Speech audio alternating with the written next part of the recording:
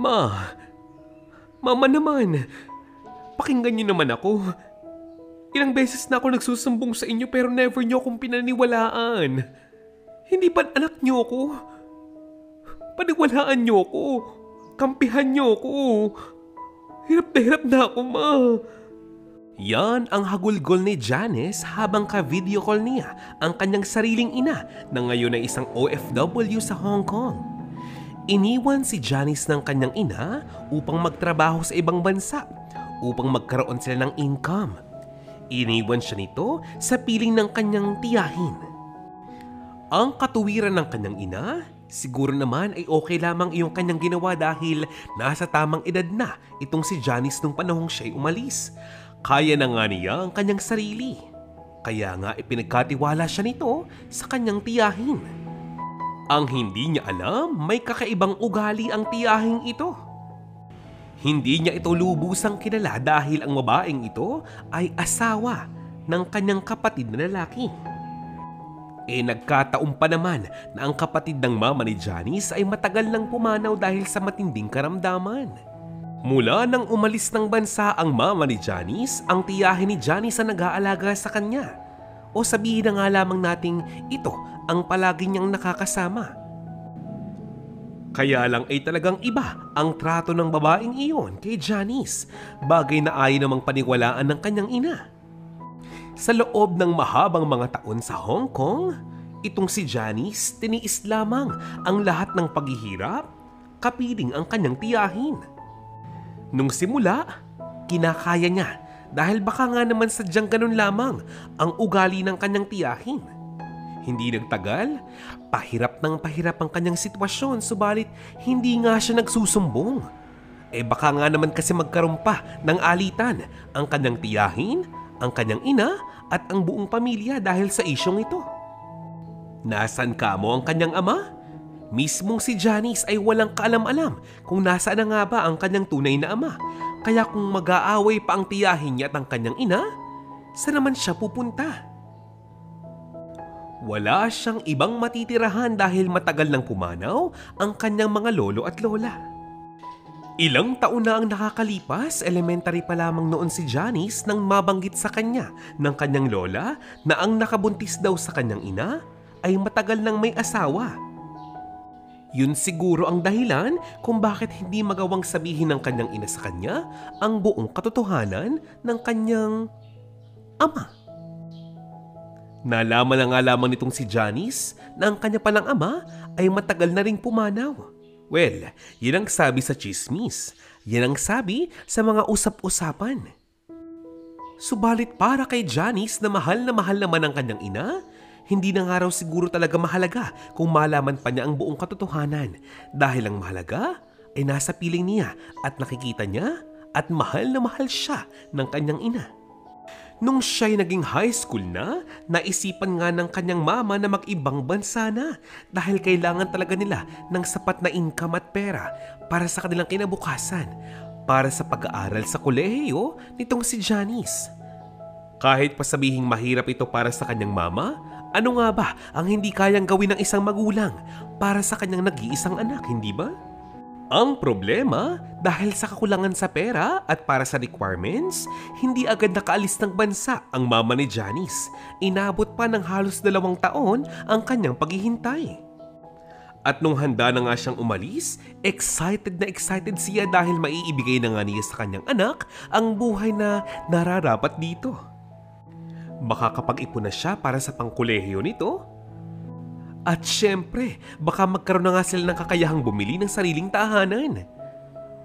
Walang kaalam-alam ang mama ni Janice na iba't ibang mga problema na ang hinaharap ni Janice dito sa Pilipinas sa piling ng kanyang tiyahin. Lumipas pa ang ilang mga taon natapos ni Janice ang high school. Mahusay na mag-aaral itong si Janice. Kahit na isang beses, hindi napatawag sa principal's office ang tiya nito dahil nga mabuti siyang estudyante. Masipag pa sa bahay. Pero kung ganoon, anong dahilan kung bakit hindi sila magkasundong magtiya? Bakit siya tinatato nito ng hindi maganda? Sino nga ba talaga ang tiya ni Janice? sabay-sabay po nating kilalanin ang babaeng si Esther. Si Esther ang nag-iisang tiyahin ni Janice. Siya ang nag-aalaga kay Janice ng matagal ng panahon. Siya ang nagsisilbing guardian ng dalaga.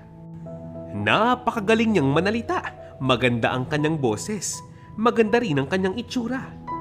Kaya lang, ginagamit niya ang kakayahan niyang ito upang manloko ng ibang tao. At lahat yan, kitang-kita ni Janice.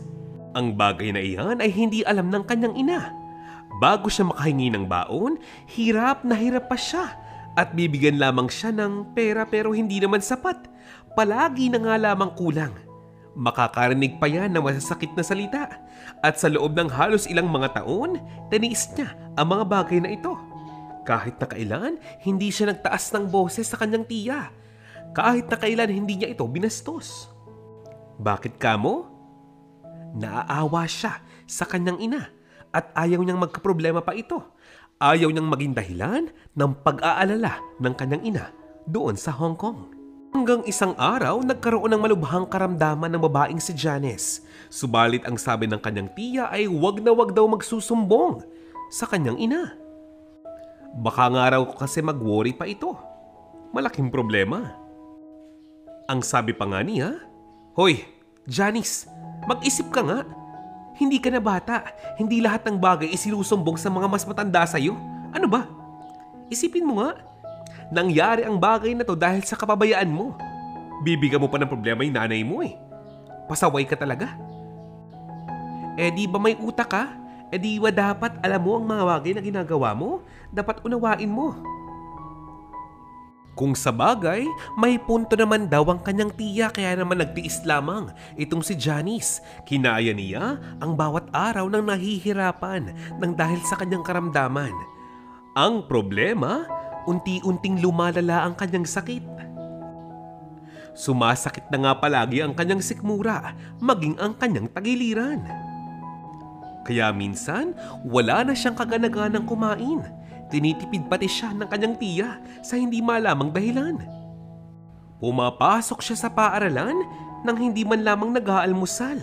Ang tanging baon niya na bitbit ay kasya lamang para sa pamasahe at kaunting merienda.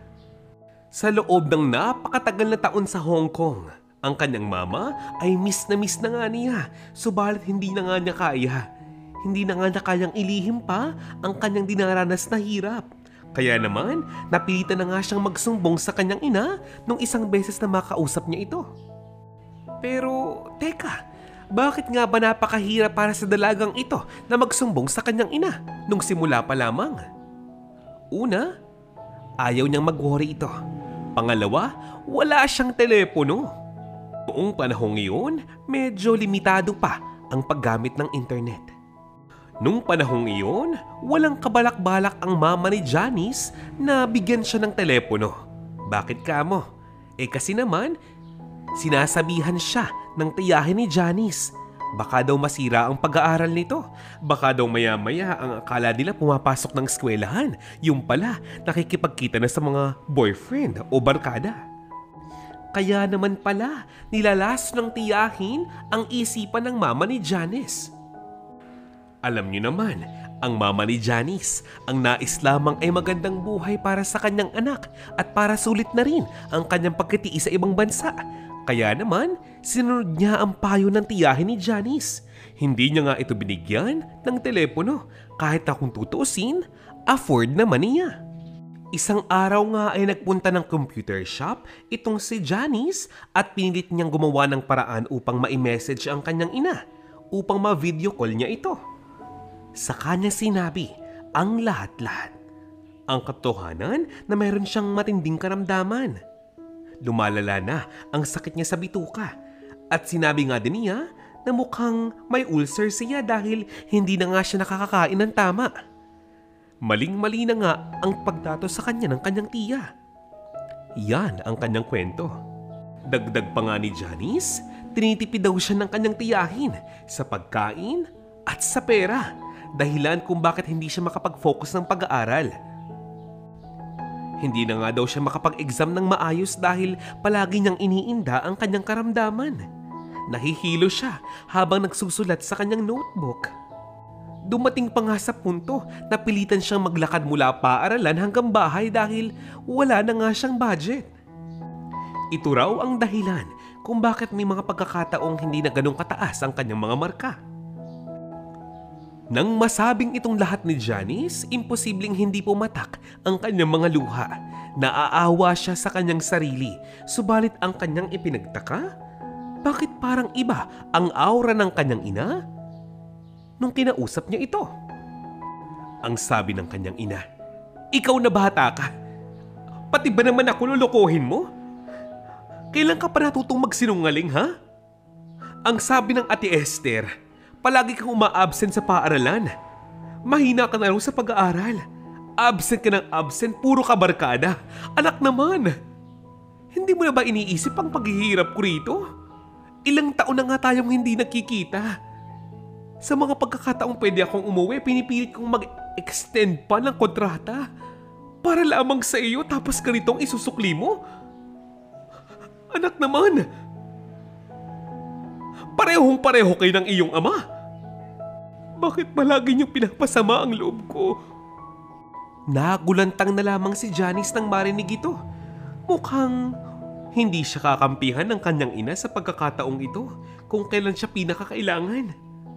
Hindi niya magawang matanggap ang mga sinasabi sa kanya ng kanyang ina. All this time pala, sinisiraan siya ng kanyang tiyahin sa kanyang ina. Nag-chat pa ang kanyang ina at ang sabi nga, "Janice, huwag ka nga masyadong maarte. Magpasalamat ka nga, may nag-aalaga sa'yo. May tumitingin sa'yo dyan. Alam mo naman hindi bang tayo na lamang dalawa dito? Solo ka na nga lamang dyan, magtiis ka naman. Dapat mong pakisamahan ng Ate Esther. Hindi yung sisiraan mo pa siya sa akin. Napakabastos mo namang bata ka. Tingnan mo, nasa computer shop ka ngayon. Absent ka na naman, ano? Sabihin mo, umamin ka. Maawa ka naman sa akin, anak. Pagod na ako dito. Mag-aral kang mabuti, yun lang ang nais ko sa'yo. Mahirap ba yun? Umuwi ka na." Ang reply lamang ni Janice, "Paniwalaan niyo po ang nais niyong paniwalaan. Mahal na mahal ko po kayo, Mama." Nang makaalis na nga siya ng computer shop, umuwi na nga siya sa tahanan. Pag-uwi niya, ang sumalubong sa kanya, edi ang magaling niyang tiya. "Oh, bakit ka naman malungkot, Janice? Napano ka?" "Ano, ha? Anong balita sa'yo? Nakapagsumbong ka ba? Ano, kinampihan ka? Palagay mo ba talaga masisira mo ako sa iyong ina? Mag-isip ka nga. Matalino ka, hindi ba? Hindi ako magpapakahira para lamang sa wala. Imposibleng wala akong mapala sa inyong mag-ina. Ano kayo? Sinuswerte?" Well. Wala ka nang magagawa. Well, pasensya na lamang tayo dahil ako ang tiya mo. Magluto ka na ng hapunan. Bilisan mo. Kinabukasan, mas lalong lumala ang pakikitungo ng kanyang tiya sa kanya. Lagi na nga lamang itong sumisigaw, nagdadabog, palaging nagpaparinig sa kanya na siya raw ay isang matinding palamunin. Itong si Janice hindi pa rin makapagreklamo. Sa dami ng kanyang gawain nung araw na iyon, hindi na nga niya malaman kung ano ang uunahin. Magluluto, maglilinis ng bahay, maglalaba, napakarami pang homeworks, marami pang proyektong kailangan tapusin, magre-research pa. Ay, anong gagawin niya? Napakahirap dahil kanyang mismong ina ang hindi niya mapagsabihan ng kanyang problema. Nang dahil sa hirap na kanyang dinadanas, minabuti ni Janice na tumigil na lamang sa pag-aaral. At syempre, hindi niya ito ibinalita sa kanyang tiyahin. Nang malaman niya ito, hindi siya apektado ni hindi nga nagalit, bagkus tuwang-tuwa pa. Kung yun daw ang gusto niya sa kanyang buhay, wala siyang magagawa. Nung una, tinatakot-takot pa nitong si Esther si Janice. Ang sabi niya ay magsusumbong daw ito sa kanyang ina. Pero si Janice, hindi na apektado. Wala siyang pakialam kasi una sa lahat, hindi naman siya pinaniniwalaan ng kanyang ina. Tila ba mahirap na ang sitwasyon niya kaya hindi na nga niya ito pinapakialaman pa.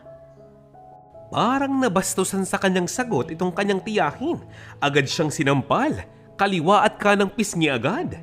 Lagapakan talaga. Ikinagulat naman ni Janice ang pangyayaring iyon.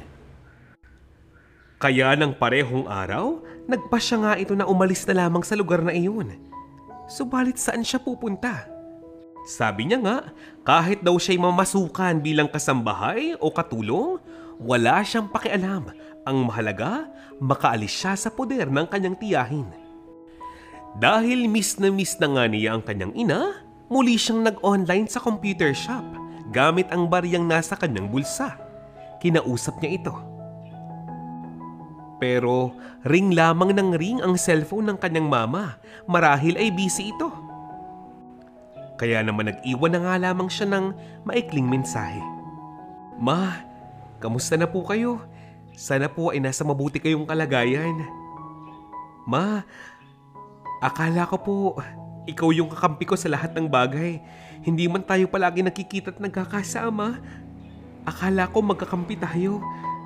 At buong akala ko, sa inyo po kumaaring humugot ng lakas upang harapin ang buhay. Pero hindi ko po akalaing mismong kayo pa ang magiging dahilan ng pagsuko ko. Ma, lalayo na lamang po ako, ma. Yan ang gusto ko. Gusto ko na po makaalis sa poder ni tita. Ayaw ko na po talaga. Wala po akong makitang dahilan para ganituhin niyo ako. Ginawa kong lahat para matuwa kayo. Pero nang dahil lamang sa kanyang mga salita, naniwala agad kayo. Niwala nga kayong patunay pero kung mahusgahan niyo ko, ay sobra-sobra. Mama, sarili niyo po akong anak. Nag-iisa niyo po akong anak sa mundong ito pero hindi niyo po ako pinakinggan. Hindi niyo po ako pinaniwalaan, ma. Ma, sa pag-alis ko, wag niyo na po kong hanapin pa. Pakiusap lamang po. Huwag niyo na po akong hanapin pa. Ingatan niyo po ang kalusugan ninyo. Mag-ingat po kayong palagi at mahal na mahal ko po kayo. Yan ang huling mensahe ni Johnny sa kanyang ina. Nang sumunod na araw, agad siyang umalis ng lugar na iyon. Naghanap siya ng kanyang mapapasukang trabaho sa kabilang bayan agad. Nais niyang siguraduhin na walang makakakilala sa kanya. Walang makakaalam kung saan siya nagtungo. Ang kanyang plano, pagkatapos ng at least 1 o 2 buwan, nais niyang magtungo ng Maynila o kahit saang probinsya. Basta malayo sa kanyang lugar. Subalit sa kabilang bayan, isang malaking tindahan nga ang kanyang nakita. Nakita niyang may signboard doon. Naghahanap ito ng kasambahay. Naglakas loob ang ating dalagang si Janice. Nakiusap siya na baka naman daw maaari siyang tanggapin sa trabaho. Masipag naman daw siya at kahit papaano, marami din siyang alam na gawin. Habang ini-interview siya ng may-ari ng tindahan, hindi niya nga napigilang maiyak nang ikwento niya ang kanyang buhay. Isang retired teacher na ang may-ari ng malaking tindahan ngayon. Nahalata nga niya na may problema itong si Janice at dahil naawa nga siya rito, nais na nga niya itong tanggapin sa trabaho. Nang makausap niya ito, ang sabi ng matanda ay, "Ining, umamin ka na sa akin. Halos wala ka pang 18 years old, hindi ba? Napakabata ng iyong itsura. At kita ko sa iyong mukha na punong-puno ka ng problema. Peke ang mga ngiti mo. Pati ang ngiti sa iyong mga mata ay hindi ko makita. Sigurado ka bang kaya mong magtrabaho?" Alam mo, Ining, handa akong tanggapin ka sa trabahong ito dahil baka kung saan ka pa makarating baka mapahama ka pa. Magaling pang dito ka na lamang sa akin kung gusto mo pero kailangan mong malaman na ang mga bagay na sinasabi ko ay totoo. Kailangan mong sundin ang mga batas at sundin ang mga ito ng tama. At syempre, nais kong malaman ang buong pagkatao mo. Awang-awa ang napakabait na matanda dito kay Janice nang malaman niya ang buhay nito. Napaluha siya habang nakikinig sa storya ng buhay ni Janice, lalo na nang hawakan niya ang kanyang tiyan dahil sumasakit na nga raw ito. Ilang beses na nga ba siyang hindi kumain ng maayos? Agad siyang pinakain ng matanda at sinabing oras sa sumakit muli ang kanyang tiyan, ipapagamot siya sa doktor. Yan ang sabi ng matanda. Aba, talagang hulog ng langit ang matandang ito kay Janice. Ilang araw pa ang lumipas, hindi na nga bumalik pa itong si Janice sa poder ng kanyang tiyahin. Pero alam mo ba, itong kanyang magaling na tiyahing si Tia Esther, tuwang-tuwa pa. Nagkwento pa itong si Tia Esther sa ina ni Janice na wag daw itigil ang pagpapadala ng pera dahil unang-una, isinesave naman daw sa bangko ang pera. Maaari daw itong gamitin para sa mga future use. Lokohin mo, nek-nek mo. Yan ang sabi ko. At nabasa na nga ni Janice ang message sa kanya ng kanyang anak at galit na galit ito. At sinabing napakatigas daw talaga ng ulo ni Janice, manang-mana raw sa kanyang ama. Talagang nalaso na nga ng Tia Esther ang isipan ng mama ni Janice. Mahirap man, malungkot man pero kinakaya nga ni Janice na baguhin ang takbo ng kanyang buhay. Lalo na nga ngayon, suportado siya ng matanda. Abay napakaganda ng kanyang sitwasyon ngayon sa piling ng retired teacher. Sa umaga, pinapakain muna siya ng tama bago magtrabaho, linis ng bahay, laban ng damit.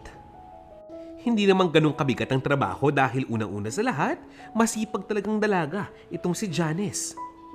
Tanging ang matanda lamang at ang kanyang asawa ang nasa loob ng bahay na iyon. Hindi pa kalakihan ang bahay kaya walang problema. Napakabait pa ng matandang mag-asawa. Itinuring nga nitong si Janice na parang mga magulang din niya ang dalawang iyon. Sa paglipas ng mga araw, alam ng matanda kung gaanong kahusay na dalaga itong si Janice. Matalino, magaling sa Ingles, magaling sa matematika, magaling makaalala ng mga bagay-bagay. Hanggang sa maisipan nga nila na bakit nga ba hindi nga nila pag-aralin si Janice dahil sayang naman daw ang panahon. Nang malaman ni Janice yun, halos pumalakpak pati ang kanyang tenga sa sobrang tuwa. Hanggang sa siya ay tuluyan na ngang mapamahal sa dalawang matandang iyon. Naipagamot nila ang kanyang matinding karamdaman at may maintenance na ito upang hindi na nga bumalik ang kanyang sakit. Lahat yan provided ng dalawang matanda. Kumuha ng 2 taong kurso sa kolehiyo itong si Janice para daw kahit papaano hindi na siya gaanong magtagal sa pag-aaral. Nais siyang mas kumita ng malaki para sa kanyang sarili. Di ba nga, dating mga magaling na guro ang kanyang mga amo, madali siyang nagabayan ng mga ito sa mga pangangailangan niya. Napakabilis na mga pangyayari. Ilang buwan na nga ang lumipas, ilang taon. Ngayon, hindi man lang sigurado itong si Janice kung hinanap man lang ba siya ng kanyang ina. Sinubukan niyang mag-check online. Nabasa naman ng kanyang ina ang kanyang huling mensahe. Pero hindi ito nag-reply.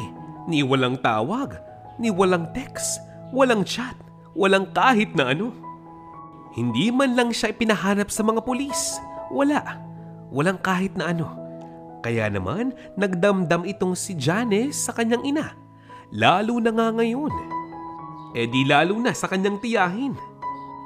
Pinilit niyang kalimutan ang lahat, pero bumabalik pa rin ang sakit ng ginawa ng kanyang tiyahin at ng kanyang sariling ina. Bagay na hindi naman talaga maiiwasan. Napakahirap dahil hanggang sa ngayon, hindi niya magawang tanggapin na nagawa siyang tiisin ng kanyang sariling ina. Dahil sa mga pangyayaring ito, hindi naman tumigil sa pagpayo ang dalawang matanda na wag daw itong maramdaman. Wag siyang magtanim ng galit sa kanyang ina dahil after all, ito pa rin ay kanyang magulang. Dapat niyang mahalin, ingatan, at ipagdasal. Ginagawang lahat ng dalawang matanda upang burahin ang galit sa puso ng dalaga. Desidido na nga itong si Janice na baguhin ang takbo ng kanyang buhay. Ano man ang kanyang pagdaanan, lahat ito ay gagawin niya para sa kanyang sarili at sa kanyang kinabukasan. Siyempre, hindi raw niya kalilimutan ang tulong na ibinigay at suportang ibinigay ng dalawang matanda, anuman ang mangyari. Ang matandang mag-asawa ay pareho may kapatid sa ibang bansa at dahil nga mahina na ang kanilang mga katawan, nagpasya ang mga itong ipetisyon na ang dalawang matanda at doon sa Amerika magpagamot. Nalungkot naman si Janice dahil nga mawawala na sa kanyang piling ang itinuring niyang mga magulang. Subalit anong kanyang magagawa? Ganun talaga ang buhay. Ang akala nga niya ay papalayasin na siya sa bahay na iyon. Inihanda niya ang kanyang mga gamit at ang kanyang sarili. Handa na siyang maghanap ng panibagong trabaho. Nang biglang ikinagulat niya nang sinabi ng mag-asawang matanda na hindi nila iiwan si Janice. Isasama daw nila ito patungo ng Amerika. Kasi nga, wala naman silang anak, wala naman silang apo. Tama lamang na isama nila ito sa ibang bansa. Walang paglagyan ang kasiyahan sa puso ni Janice. Una, makakasama niya pa rin ang dalawang matanda. Pangalawa, ito ang kauna-unahang pagkakataong makakapunta siya sa abroad. Pangarap daw niya ito. Sabi nga niya, sa pagkakataong makapunta siya sa ibang bansa, hindi na nga raw siya babalik pa sa Pilipinas. Yan ang kanyang sabi. Subalit bago nga siya tumungo ng ibang bansa, sinubukan niya munang tingnan kung kamusta na nga ba ang kalagayan ng kanyang magaling na tiyahin. At syempre, kung kamusta na ba ang kanyang ina. Wala. Nais niya lang malaman kung kamusta na ang kalagayan ng mga ito. Wala siyang balak makipagkita, makipag-usap, humingi ng tawad o ano paman. Napag-alaman nga ni Janice na matagal na palang umuwi ng Pilipinas ang kanyang ina. Nagtitinda ng gulay at mga isda sa harap ng bahay ng kanyang tiyahin. Talagang hindi na nga siya hinanap nito dahil mukhang masiyahin siya at walang problema. Maraming kausap na mga kaibigan sa kanto. At mukhang hindi naman siya kailangan pa. Nabalitaan pa niya na halos ang kanyang ina pala ang nagpapakain sa mag-anak ng kanyang tiyahin. Kaya ngayon, patawa-tawa na lang siya dahil yun pala ang gusto ng kanyang ina. Ang mas tulungan pa, yung mga taong kung tutuusin, hindi niya naman kaano-ano. Umalis ng bansang Pilipinas itong si Janice kasama ang dalawang matanda. Pagdating nga niya sa ibang bansa, nakakuha agad siya ng trabaho. Bakit hindi? Mahusay naman talaga siya. Napakaraming options na pwedeng pagpilian sa trabaho. Lahat pwede niyang pasukan.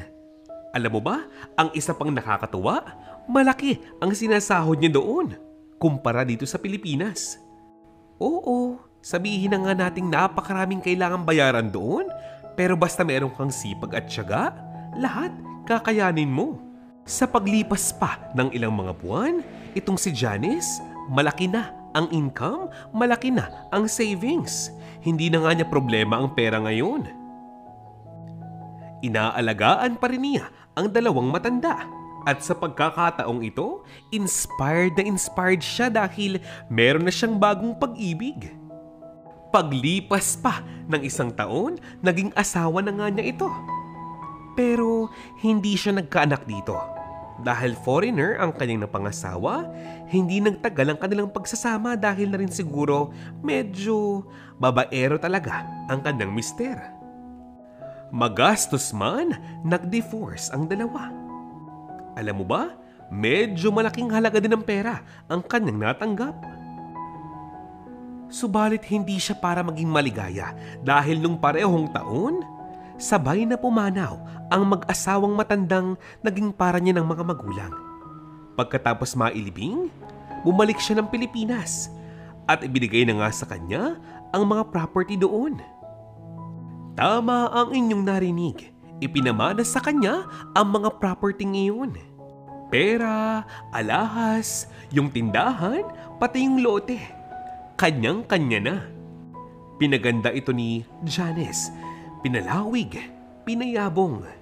Hindi naging madali ang buhay ni Janice. Pinupuno noon ng galit ang kanyang puso. Subalit dahil sa kanyang paglimot, nag-focus na nga lamang siya sa kanyang sarili at minahal ang kanyang sarili.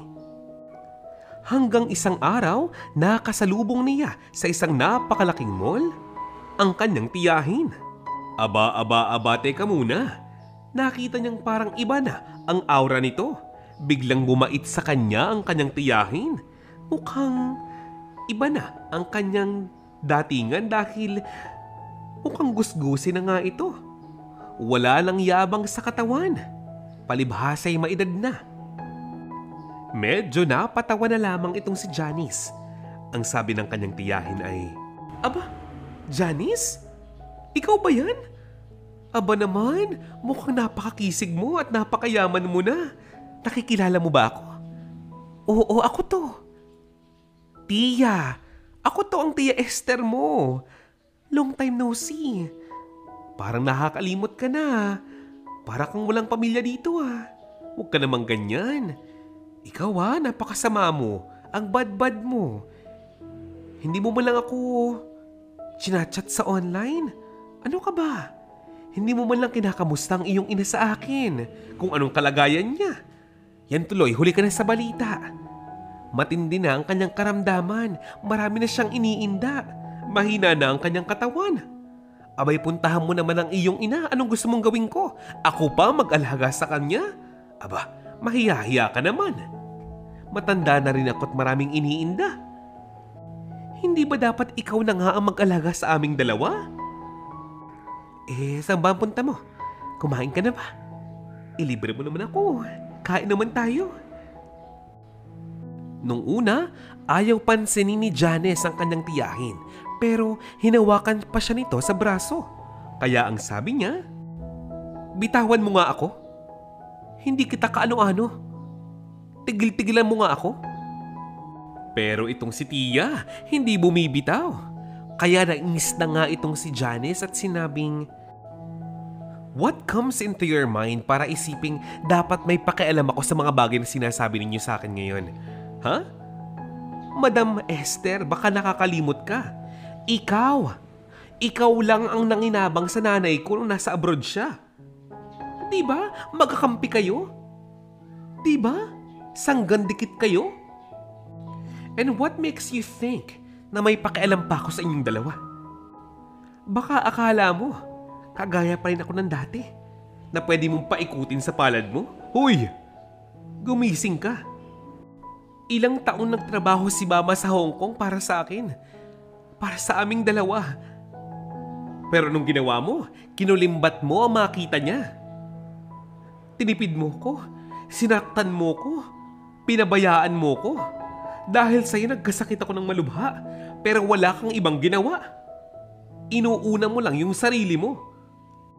Tapos ngayon, gusto mong ako ang mag-alaga sa inyong dalawa? Aba, ang kapal ng mukha mo. Biglang sumagot ang kanyang tiya at sinabing, "Napakayabang mo. Kung makapagsalita ka, akala mo kung sino ka? Palibhasa mayamang ka na ngayon, ang baba na ng tingin mo sa amin? Bahala ka sa buhay mo, ipapatapon ko yung magaling mong ina. Siksika na kami sa bahay, no?" Baka nakakalimutan mong hindi ko siya kaano-ano.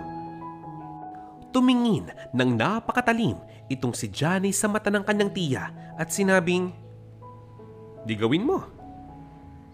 Gawin mo. Do what you want. But always make sure to be ready sa karma." Hindi mo alam yung karma? Ako ang karma mo. Tumalikod na nga lamang itong si Janice at inintindi ang kanyang sariling negosyo. Pinalawig niya ito at mas pinayabong ang dating mini grocery, malaking convenience store na. Mas malaki na ang kanyang pag-aaring lote. Nagbabalak pa nga ito na magdagdag pa ng mas maraming negosyo. Para kay Janice, wala namang imposible basta masipag ka at matyaga ka. Sabi niya nga, gagawin niya ang lahat upang hindi siya mapahiya sa dalawang matandang nag-alaga sa kanya. Hanggang isang umaga, may kumakatok muli sa kanyang gate. Akala niya baka mga nangangaroling, malapit na kasi ang Kapaskuhan noon. Laking gulat niya nang makita niya ang kanyang sariling ina. Anak. Anak.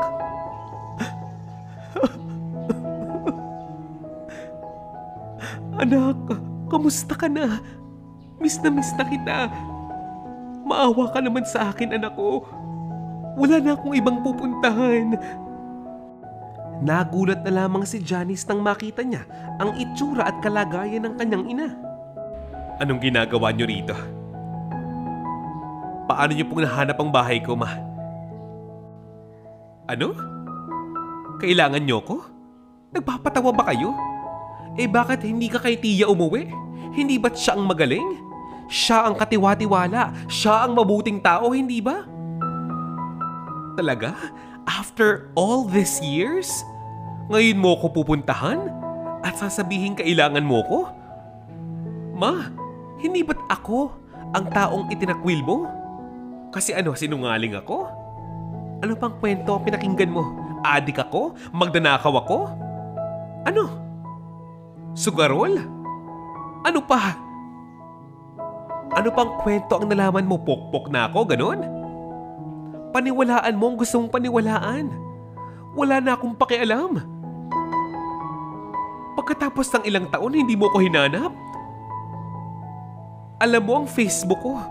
Alam mo ang cellphone number ko, pero kahit isang beses hindi ka tumawag sa akin, hindi mo inalam ang kalagayan ko kung buhay pa ba ako, leche? Tapos ngayon sasabihin mo kailangan mo ko? Biglang pumatak ang mga luha sa mata ng mag-ina. Maya-maya, biglang nawala ng malay ang kanyang ina sa mismong harapan niya. Automatic niya itong isinakay sa kanyang kotse at dinala sa ospital. Hindi maipaliwanag ni Johnny, subalit lahat ng galit sa kanyang puso, lahat ng kanyang pagdaramdam, tila ba biglang nawala nang makita niya ang kalagayan ng kanyang ina. Sa isang private hospital, pinagamot niya ang kanyang sariling ina. Kinupkup at inalagaan. Wala siyang magagawa.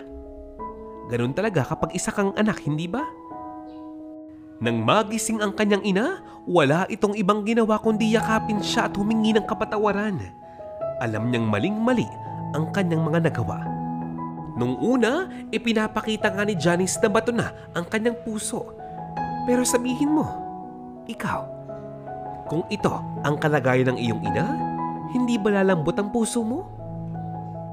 Ang nag-iisang taong pinakamamahal mo sa buong buhay mo, na tila ba mas mahal mo pa kaysa sa iyong sarili. Handa mo ba siyang kagalitan? Hanggang kailan? Magmula noon, naging magkasundo na muli ang mag-ina. Inalagaan niyang mabuti ang kanyang ina. Kaya nga lang ay tila ba huli na ang lahat. Dahil hindi na nga ganun kalakas ang katawan ng kanyang ina, kulang na ang mga panahon na titira sa kanya. Subalit ginawang lahat ni Janice ang paraan upang mapahaba pa ang buhay ng kanyang ina, subalit hindi naman siya Diyos. Wala na nga siyang magagawa pa. May taning na ang buhay ng kanyang ina. Sinulit na nga lamang niya ito at ginawang lahat upang maibigay sa kanyang ina ang mga pangangailangan nito. Lalong-lalo na ang atensyon at oras na kasama ang kanyang nag-iisang anak. Ang kanyang pinakamamahal na anak. At least kahit papaano, bago pumanaw ang kanyang ina, nakapagpasalamat pa siya rito at nakahingi rin ng tawad sa kanyang mga nasabing hindi maganda. Binigyan niya ng isang maayos at magandang libing ang kanyang sariling ina. Nang sumunod na linggo, nabalitaan niya ang kanyang tiyahin. Naghihirap na kasama ang kanyang mga anak, mga walang trabaho at tambay na lamang sa bahay. At ayon pa nga sa balita, itong mga anak ng kanyang tiyahin walang kabalak-balak na suportahan. Itong si Tita Esther.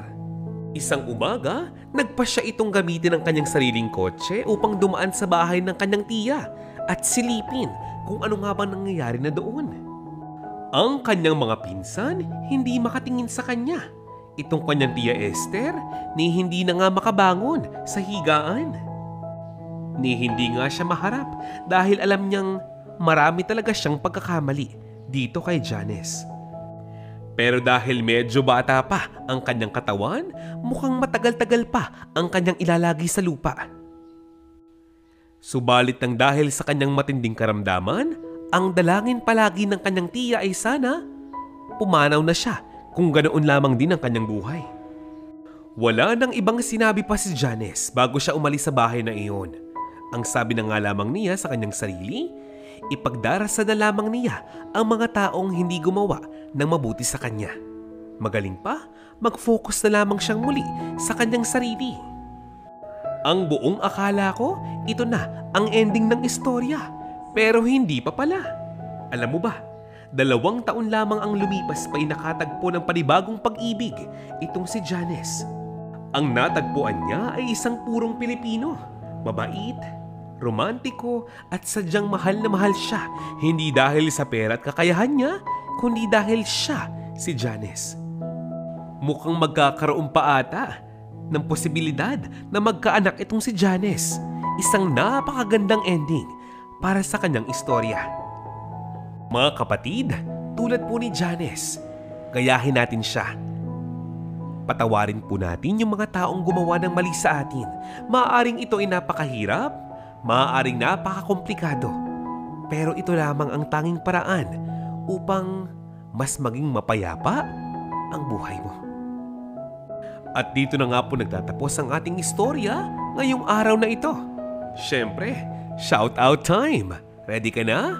Let's go! Shout out para sa iyo, Joven Avaldezarzadon, Rose Pablo at syempre para kay Miss Maria Cecil Manalaysay from Singapore. Hello, Miss Carmelina Parcon at Aurelia Petilla. Shout out Nida Barrientos, Mary Guse at syempre para kay Alma Macabe at Josefina Ramos, Avelina Bores at Janet Lozano. Last but not the least, para kay Ethan Zuniga. Hello! Shout out sa inyong lahat na nakikinig sa aking istorya. There's more to come, kaya please, abang-abang lang. Sa susunod pong muling storya ng ating buhay at kapayapaan, katapatan at pamilya, kaibigan at puso. Ito ang Von Nimala TV. Paalam!